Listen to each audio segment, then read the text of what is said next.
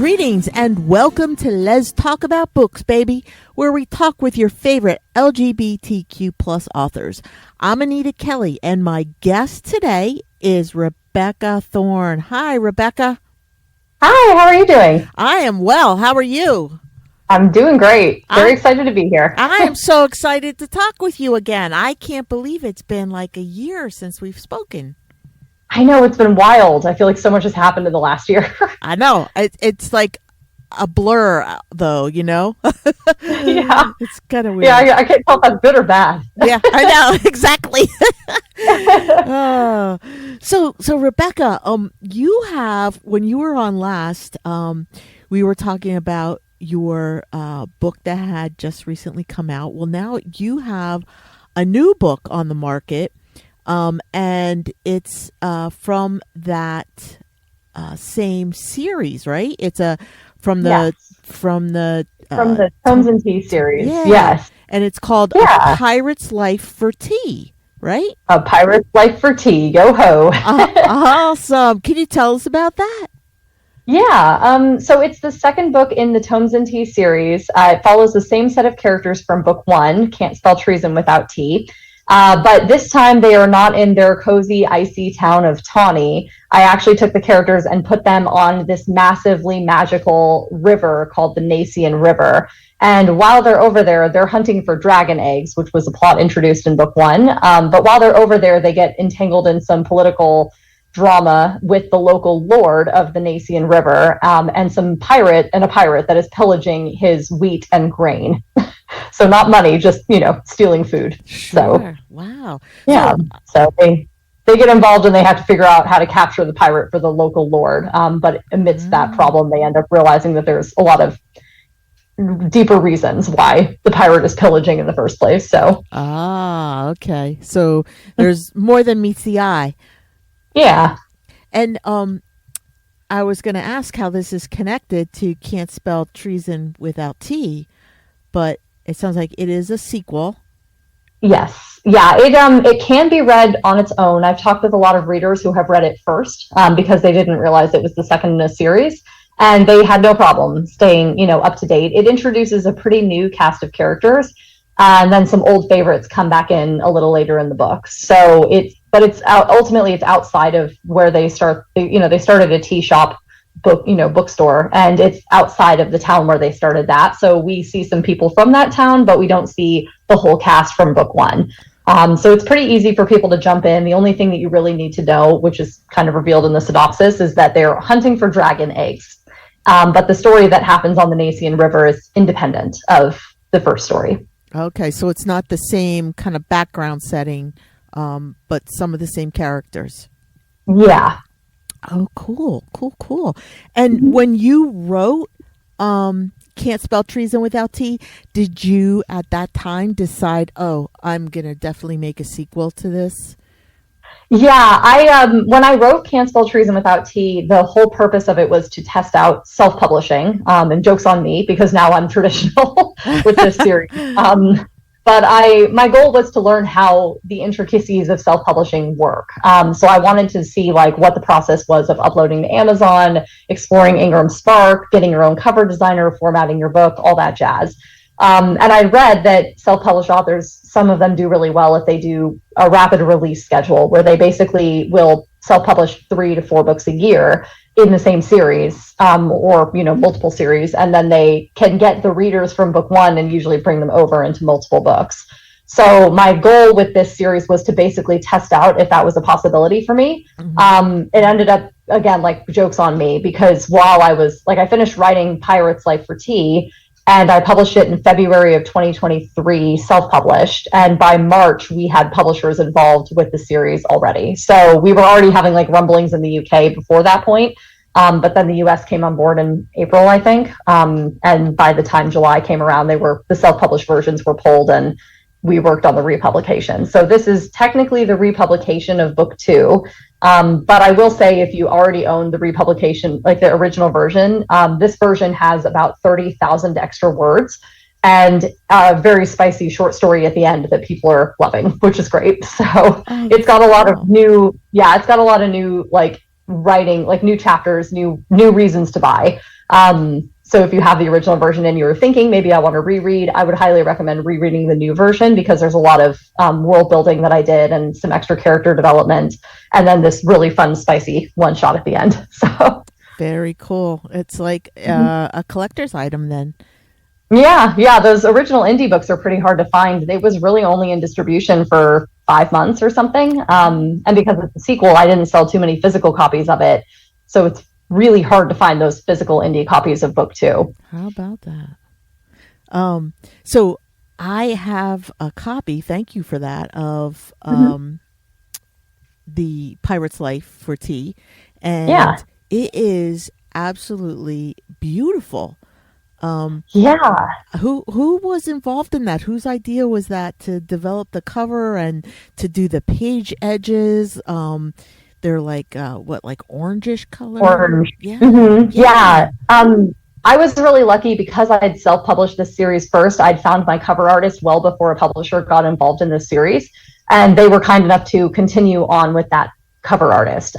So that was great. Her name is Ilu Lynchy. She's on Instagram, and she is amazing, incredible. Her cozy vibes are so on point, and she'd never done a book cover before Treason. And when I pitched it to her, she was like, wow, that sounds like something fun to build my portfolio.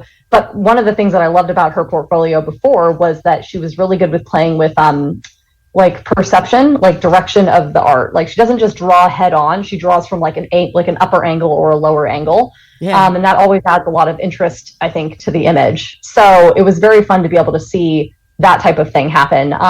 The publisher was able to continue it on. We got the same cover typographer who did my original indie series to do the typography for book 1, and then they used that as a template for books 2, 3, 4. We got the same cover artist, and then they decided on the sprayed edges, and I'm obsessed. I love them. Wow, it is nice. And then as soon as you open it up, there's this nice glossy picture of the protagonist. Yeah, that one was actually done. Sorry, there's like a garbage truck outside, so I was like trying to mute, but of course it would happen now. Yeah, I can't hear it. Truck's been out all day, But yeah, so that image inside actually is done by a different cover artist that I used for another indie series that I self-published called This Gilded Abyss. And I loved what she did with the cover of Gilded Abyss and its sequel, This Crimson Ruin. And so I asked her for my birthday, before the publishers really even got involved and I'd signed the contract, I commissioned for my birthday an image of Keanthe and Reyna. And that ended up being the image. Like I showed it to my publisher later because I had commercial rights for it. And they were like, oh my gosh, we would love to put this in the book. So they actually, created that full color insert of those characters, which I loved.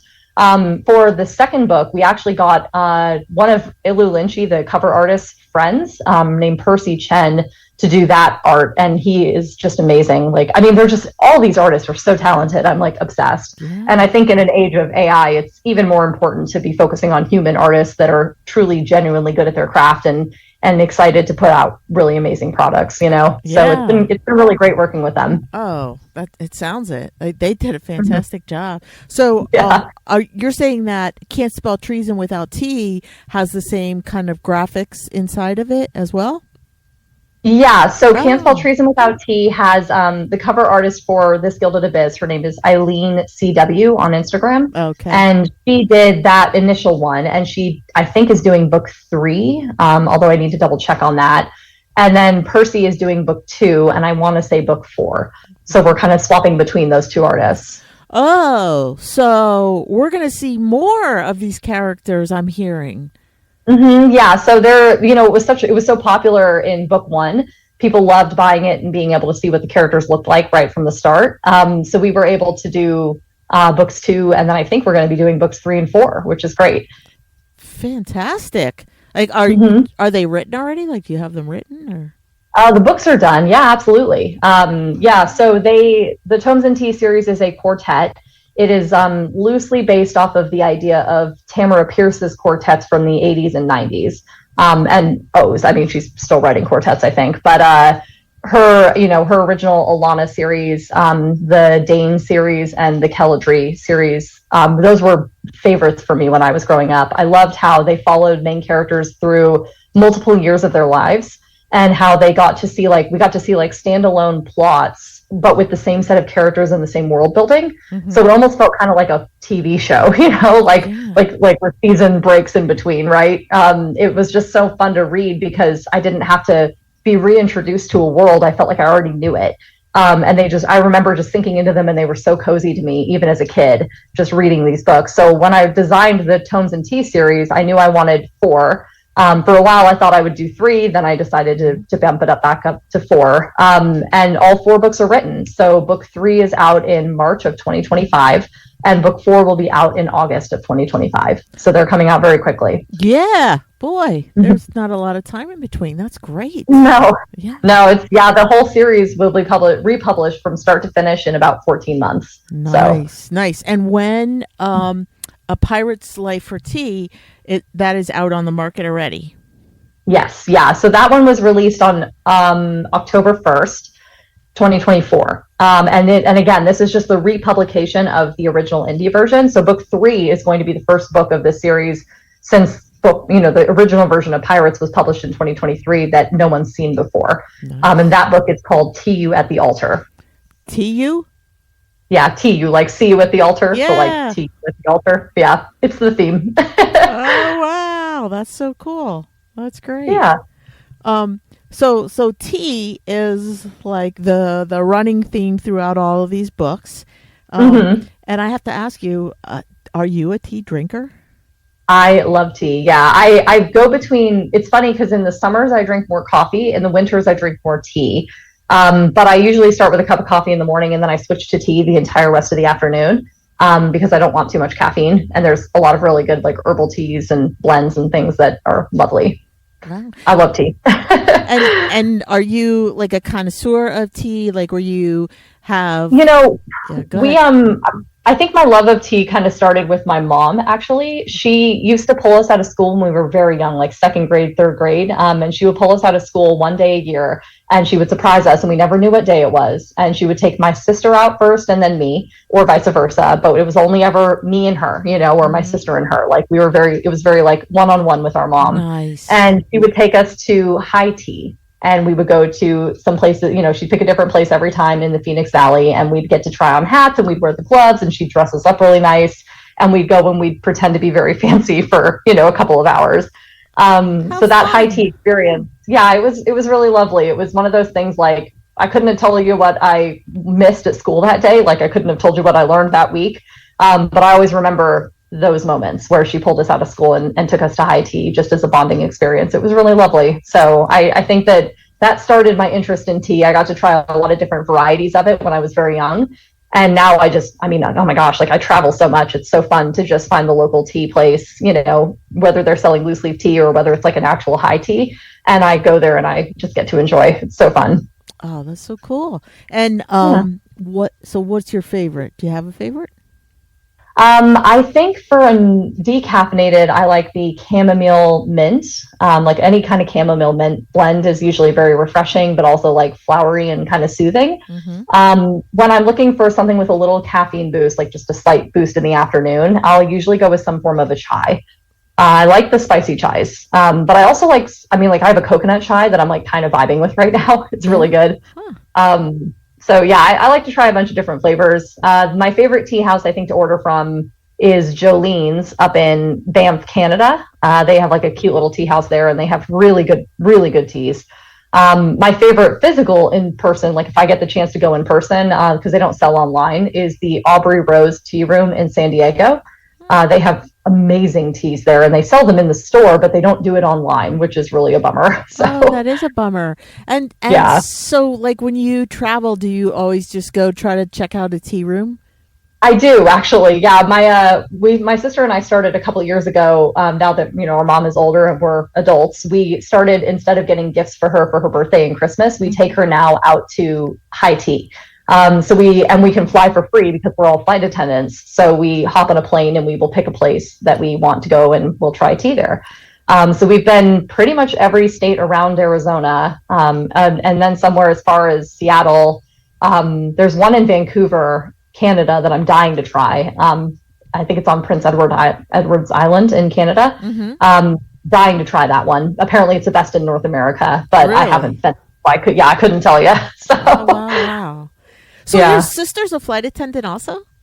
Yes. Yeah. The whole family. My mom was a flight attendant too. No So way. yeah, the airline industry runs in the family, and it's because of the flexibility. Like my sister got out of college and she was like, she dropped out of college, so she wasn't able to get a degree. And being a flight attendant, you don't need a degree, but they pay really well after you've put in a couple years. So she went to do that job after my mom. And then I looked at my mom and my sister out of college and was like, God, you guys never work. Like, I want that job, because like you can't take work home with you. Like you can't take your airplane home with you. True. Yeah, yeah. Yeah. So like, when they're home, they're home. And then when they're gone, I don't see it, like they're Yeah. just gone. So Yeah. obviously my mom is retired now, but it's been a great career. Oh, wonderful. Wonderful. And you're still loving it.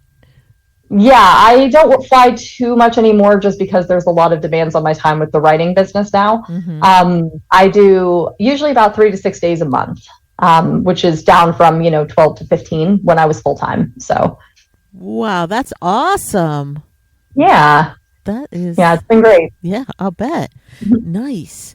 So so we're gonna see book 3 and Mhm. book 4 come out next year. Um Yeah. and will book 4 also have a T in the title? Yeah, book 4 is called Alchemy and a Cup of Tea. And I like that title, although I will say I did pitch to my publisher, my poor publisher. They're trying so hard to keep me honest. I pitched, so book 1 is called Can't Spell Treason Without Tea. Book 2 is A Pirate's Life for Tea. Book 3 is Tea with the Altar. And I was like, we should just call book 4, Fuck It, Let's Try Coffee. And I thought that was really funny. But my Yes. publisher, my poor sweet publisher, my poor editor, she was just like, maybe we can make that a short story title or something. And I was like, no, it's fine. It was just a joke. But Oh my so God. yeah, so book 4 is going to be called Alchemy and a Cup of Tea. Oh, that would have been a great title. I know. Maybe someday we can do a special edition re-release. There you go. There you go. That's great. Yep. That is great. So so now I understand a little bit more how you kind of manage your time and have time to write. Yeah. Yeah, that's great. So the time when you're not working at the airlines, do you like get up every day and like are you Yeah. pretty disciplined about it? I try to be. My partner works a 9 to 5, so it's actually pretty easy for me to get up when she does. She goes to work, and then I get up and I get to my computer, and I have my home office set up. I've got one of those standing desks. I've got the treadmill under the desk to get some walking in. Mm-hmm. And then I've got a couple candles that I'll light when I'm writing. One of the things that I know readers love to hear is they always ask me like my writing tips and like how I stay, focused. Mm-hmm. And I have a double screen situation, so it's easy to see the dual monitors if I'm editing or something. Yeah. But I also will pair a candle scent with every book that I write. And I'll light that candle for the first couple times I'm sitting down to write the book. I'll light the candle, and then it becomes, tied in my brain where whenever I smell that candle, I'm inspired to write that book. So it's, sometimes sitting down at my desk, even if I don't really want to write, it's as easy as just lighting that candle. And then my brain is like, oh, well, we're at your desk, the candle's lit, the music's on, it's time to go, and that's been very helpful. So Wow, I've never heard of that before. That is a great mind trick. yeah, it's been very fun. And, bonus, you get to, smell a lot of candles and pick one that feels like the vibe of your book, which is great. So Yeah. the one that I used for the Tomes and Tea series was called Desert Garden or Desert Morning, I think it's called. And it's by a local candle company in Arizona called Confidence Candles. It's very lovely. It smells just like the morning desert, which is lovely. So Oh, that's neat. That's great. Mhm. Cool. Very cool. So do you write every day then? I don't right now. So for the last couple of years, I've been doing this thing where I'm trying to get like more words in a day, but writing fewer days. And that was just because I was flying so much. I was like, I have to make use of the time that I'm home. So I would write, I can write on average about 5,000 words on the days that I write. And that's not really a problem for me. That's like 7 hours of work for me. Mm-hmm. But I'm actually going to try something new next year. And I'm curious to see how it's going to go, where I'm going to try and write 1,000 words a day for the whole year. So there's like no off days. I'm just going to see if I can, churn out 1,000 words a day every day for an entire year. And that I can pretty much get done in an hour. And if I can get that done in an hour, that leaves me the whole rest of the day to do business related things like making TikTok videos and answering emails and doing podcast interviews. So I'm curious to see if that's going to be a better work-life balance for me than something else, because that would still produce 4 80,000 word books a year. But it would basically be a much slower pace for me than what I'm used to. So we'll see. Wow. That seems like I don't know. That's a big, it's a big undertaking. Yeah. I mean, it seems ambitious. Yeah, for sure. Yeah, ambitious. Yeah, it's I think I can only potentially make it work because I've been working on upping my word count goals. So when I sit down to write, 1,000 words seems like nothing. Like I can do 2 word wars that are 20 minutes long and churn out 500 words at each of them, and then it's like, okay, there's my 1,000 words, and that was only 45 minutes. So I'm hoping in theory that will work. In practice, I guess we'll have to see. So, and how many of those 1,000 words do you keep then? I've kind of fine-tuned it. I pretty much keep most of them these days. Like my first drafts are, I would say, probably like 80% done. Really? I keep almost all of my first drafts. They're very polished. They're like, I know how to do the grammar, the spelling, the syntax at this point. So the only thing that I really change, I'll do sometimes a read through to get like better syntax, because if I'm writing 10,000 words in a day, obviously I cut corners in the way that the language is formed on the page. But overall, it's plot stuff that I'll end up changing. So I'll amp up character development, I'll fix plot holes, I'll tackle, world building ideas to make sure that the world feels fleshed out. But for the most part, the books that I wrote, like Alchemy and a Cup of Tea, the 4th book in the series, I wrote that book in 9 days. And I really didn't change. Like I went through a second read through in about 3 weeks and added about 10,000 words to it and like changed the sentence structure of a lot of areas. But overall, it's pretty much the same book that it was that I wrote in 9 days. So I cannot believe, like, my jaw is like on the floor. I cannot believe that you wrote a book in 9 days. Yeah, I mean, to be fair, that book, Alchemy and a Cup of Tea was my 20th book that I've written. So, like, I think a lot of people see this series because I was kind of an unknown before this point. They think that this is my first novel. I actually have been writing for a very long time, and I've been writing a lot. Like, I try a lot of different genres. I experiment with a lot of techniques. I read every craft book in Barnes and Noble over 2015 and 2016 that they had available. I have, 2 shelves of them at my house. And it just, you pick up things over time. So like you start to figure out how your process is. You start to figure out what works for you and what doesn't work for you.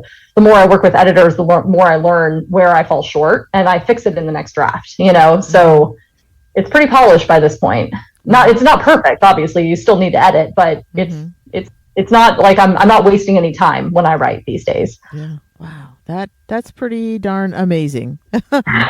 It's ADHD and Adderall. That's awesome. I love it. Oh, that's great. Yeah. So I have to ask you, you're writing about all these pirates. Have you ever been a pirate for Halloween? I have. Yeah. When I was in high school, I was a pirate because Halloween is not one of my favorite holidays. I actually didn't really start enjoying it until I became old enough to hand out candy, right? Like now that I'm like a proper adult, I get a beer, I sit with whoever I'm invited over for the night, now it'll be my spouse, and we hand out candy in the neighborhood. And I love seeing the little kids in their costumes. I think that's great. Like they have so much fun. They get so excited. You get to see the parents. We hand out, sometimes in our neighborhood, we'll do like Jell-O shots for the parents, and then fun. The kids get candy. Yeah, so a lot of the parents love our neighborhood. But it's, Halloween was one of those holidays for me and for a lot of my friends. So I had one costume over 5 years that I wore every year because I was just like, it's not worth spending money to buy a new one. And it was a pirate costume back in high school. So I think pirates have always been definitely something that I've been interested in. Oh, that's cool. That's cool. I remember one time, this was a while ago, I was a pirate, and is actually at a costume party where I met some of my best friends. We became best friends for life. Yeah, it was. My wife and I were younger, and she was the bar wench. Yes. And I was the pirate. Oh my God, I love that. Yeah, that's so great. Yeah, we had fun with that. So, oh my gosh, that's awesome. I love that. Yeah, the next quartet that I'm planning, because again, I aimed this series to be more like Tamara Pierce style, where I could do one quartet with Keith and Raina as the main characters, and one quartet, a little, set maybe 10 years in the future with new main characters, and then another quartet set 10 years in the future from that with a third set of characters. The third quartet will probably have Keith and Raina's daughter as the main character because she'll be, 20 years old by that point.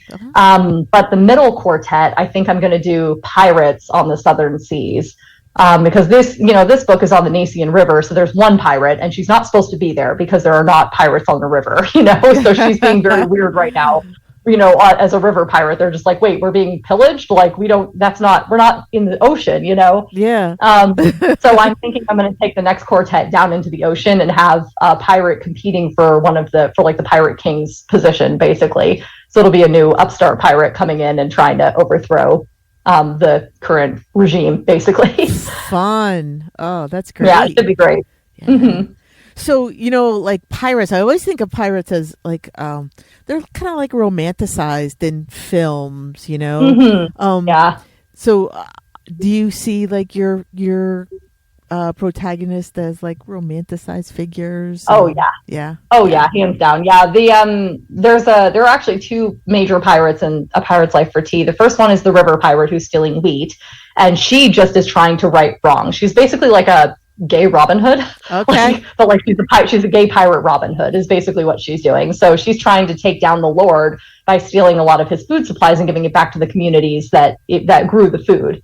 But there's another pirate that comes in halfway through because, they're this like enigmatic, non-binary, fantastically flamboyant, but lovely, like very cunning, pirate captain that just basically like owns the Southern Seas. So like the whole fleet of pirates down in the Southern Seas, like this is the captain for that entire fleet. Mm-hmm. And they hear that there's a pirate on the river and they're just like, not in my territory, so they come up and they have to check out who it is. And like both of them, like that non-binary pirate, and they actually are trans, so they transition in a later book, which is great. So that pirate is kind of like, I think, in my opinion, I think they're the best pirate captain since Jack Sparrow. I feel like cool. They're like a more competent trans version of Jack Sparrow, and I love it. So I love Jack Sparrow. I know. I'm like, who doesn't, right? Yes. Like just like how I think that they're the Jack Sparrow with an edge. So like they're like a little like amusing and like unintimidating right up until the moment that they realize they need to flip that switch, and then they're just like the most ruthless captain, and I love it. Yeah. They're so fun. Yeah. Oh, that's great. That is awesome. Yeah. And what is that person's name? The Dastardly Pirate Dregs. The Dastardly Pirate Dregs. Okay. Yes. So Dregs is a character in book 2 that comes in, and they were such a fan favorite that I couldn't not bring them back in for book 3. So book 3, To You at the Altar, is about Keith and Raina's wedding and a coup, and they come back in to help with the coup. So cool. So all their pirates kind of invade Tawny over book 3, which is great because it just causes all kinds of chaos because like pirates and citizens are not supposed to mingle, but yeah, here they are. Oh, fun. So was this fun for you? Like, it just sounds like it's so much fun. Like It was so much fun. Yeah, it's interesting because I started writing This Gilded Abyss, which is another fantasy kind of thriller horror series. I call it science fantasy because it's set in like this 1920s steampunk submarine, and like a zombie apocalypse breaks out in it, basically. Wow. These two women are trapped. Yeah, these two women are trapped in this like Titanic like submarine at the bottom of the ocean, and they have to fight for their lives, and it's very ruthless and it's like very intense. And I did a really intense world building with it. And I wrote it because I wrote 2 of the cozy fantasies in the Tomes and Tea series, and was just like, man, I want like action, I want death, like I want like angst. Yeah. So I pivoted and wrote this really dramatic, angsty, bloody book.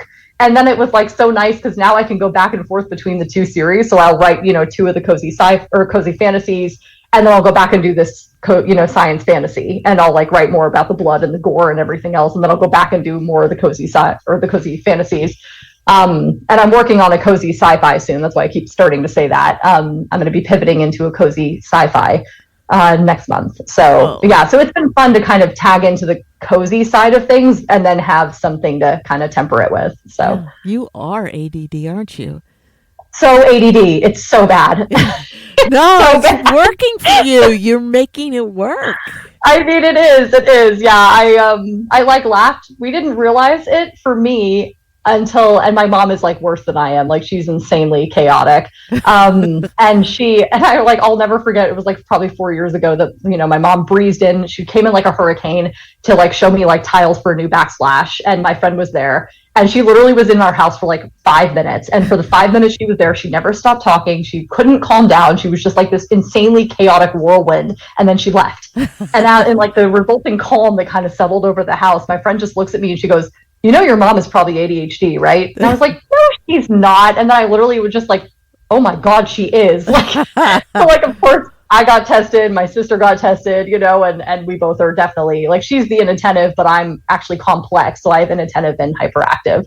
So I believe that, yes. Yeah, it's just like chaos all the time. So yeah. But it makes it, you make it work for you, Yeah. It's been very useful to get on Adderall because I feel like it focuses me in a way that I wasn't really focused before. But I do think that I've had a lot of years of using the ADHD, being able to multitask in a lot of different things. Yeah. I think I've been using that to my benefit for a long time. So yeah, I think you definitely learned to do that, which is great. Yeah, that's so cool. Yeah.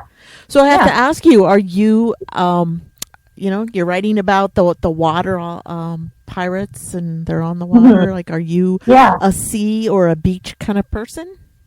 I actually hate the ocean. Let me rephrase. Wait. Let me rephrase. I'm sorry. I hate the beach. I love being on the open ocean. Like if I'm on like a cruise ship or like a tour ship or something or a ferry, I love that. Like being out on the water is lovely. Beaches, there's sand and I always get sunburned. And like sometimes there's like those little sand ants that come in and bite you and or like the bees that like hang out in the sand. Yeah. And then it just gets everywhere. And I'm literally like, this is like, if I'm going to sit and read a book, why would I go somewhere where sand is getting all over my book? Like, I don't understand it. That's a great point. So I don't understand. I'm like, where I can read my book is in my beautiful backyard with all the flowers that I planted, or like by a lake, right? Like there's like trees behind you, there's shade, you can still hear the water lapping, but it's not like a roaring ocean, Yeah. So like, and cruise ships are fine. I'll read on cruise ships because I don't get sand on my book when I'm reading on a cruise ship. True. So yeah. Okay. So yeah, I'm definitely more of a lake person. Okay. But I will say, growing up in Arizona, we don't really have the luxury of water, like bodies of water. Yeah. Like we have lakes, but they're kind of sad here. Like they're like man-made and drying up because it's the desert and climate change. So it's just kind of depressing to go to lakes here. So I think I'm more of a forest person. I like the mountains. I like the forests. Nice. I don't really go towards beaches very often, and I don't really go towards lakes very often.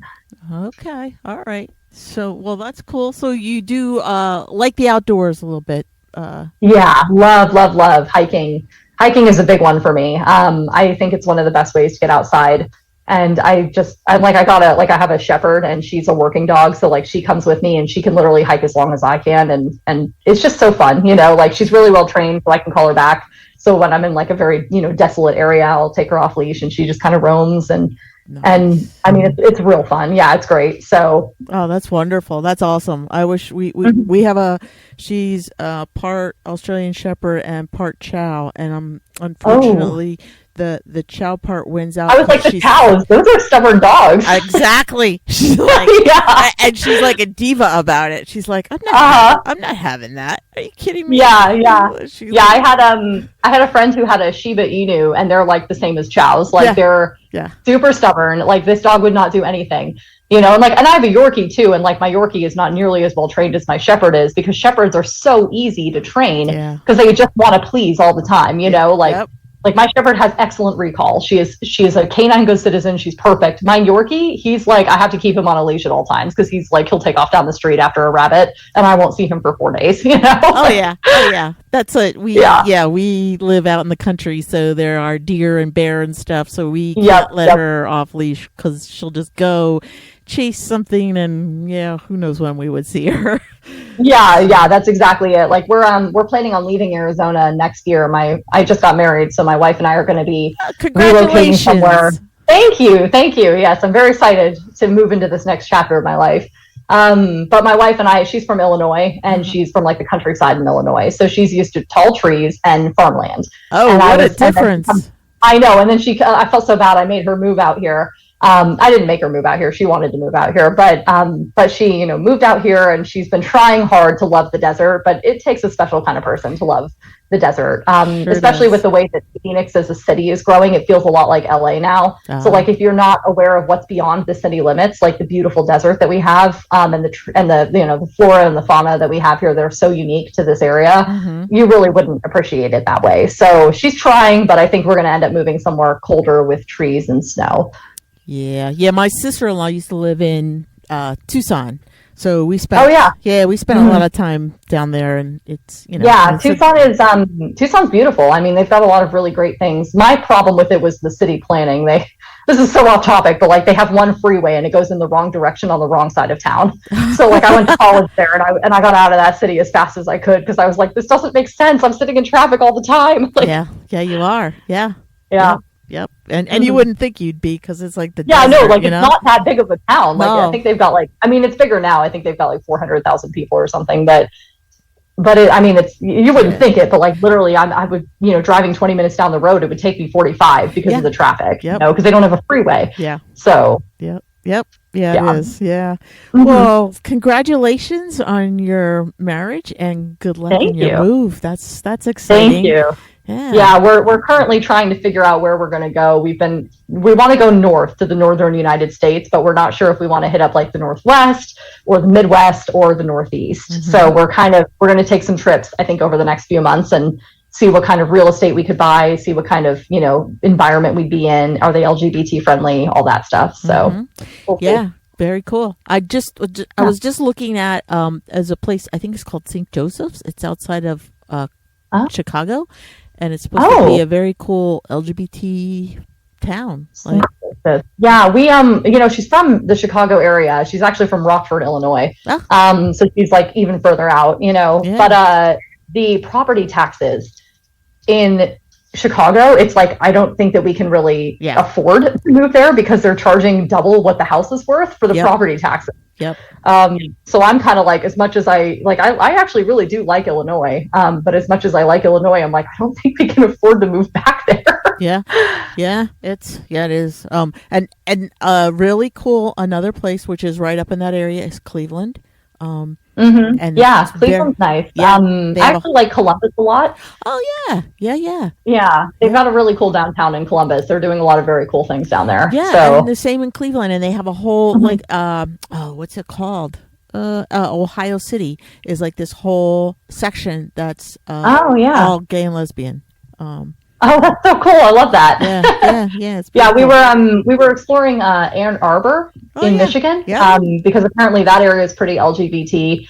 And then of course we're looking up near, Boston, Massachusetts, potentially Connecticut, New York, but again, like New York has a tax problem, so and Connecticut and Massachusetts, so we're just not really sure where the best place to go. Like I would love to go to like Montana, but they don't have super LGBT friendly laws there. And I love Idaho, but it's the same problem, so we'll figure it out. We're exploring some areas. We're kind of figuring out the pros and cons of all of them, but good luck with that. That's exciting. Thank you. That's fun. Yeah, it should be great. Yeah.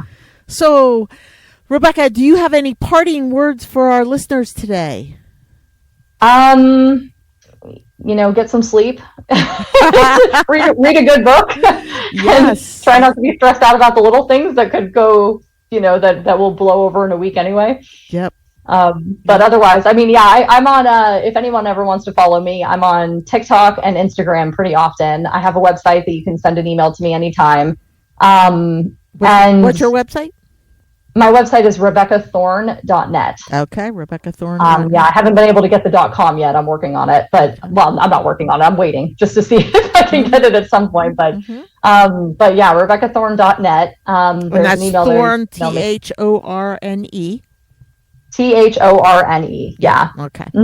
Awesome. .net. And then Instagram is Rebecca Thorne Writes, and TikTok is Rebecca.Thorne. Thorne. So you can find me at any of those places. And then I'm kind of like, I'm on Threads sometimes. I'm on Facebook sometimes. but those are probably going to be the most reliable. Like Instagram is probably the most reliable place to find me. So Okay. Awesome. And great words of wisdom. Read a book and just yeah, read a book and take a deep breath and drink water. absolutely. As a desert dweller, drink some water because like your body probably needs it. Yep. Oh, those are great. That's great. Well, Rebecca, it has been a pleasure talking with you. I'm so excited for you and the quartet of books. They just sound amazing, and thanks. Yeah, best of luck in your movie. I'm sure I'll see you in another year. I hope so. Yeah. So yeah. So that is all the time we have for today. I'm Anita Kelly, and thanks for joining Liz Talk About Books, baby. And thanks again to Rebecca Thorne for joining us today. And until next time. Thank you so much. Oh, yeah. It's been a pleasure. No, it has been a pleasure. Until next time, may your journey be lighthearted, peace be plenty, and be safe, folks.